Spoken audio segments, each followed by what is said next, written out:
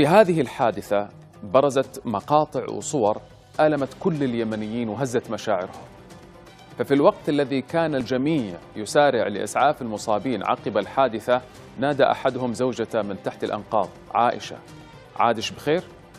لينتقل هذا النداء من بين ركام المنازل المدمرة بفعل هذه الجريمة إلى العالم الافتراضي، ويتحول إلى هاشتاج نشط في منصات التواصل. المقطع التالي ينقل المشهد الذي نوديت فيه عائشة عقب التفجير بالعبارة التي صارت حديث الناس: عائشة، عادش بخير؟ نتابع. هذه مرة داخل فجروها والمرة داخل البيت. عائشة، فجروها والمرة داخل البيت. عائشة، عائشة، عادش بخير؟ هذه مرة داخل فجروها والمرة داخل البيت. عائشة، فجروها والمرة داخل البيت.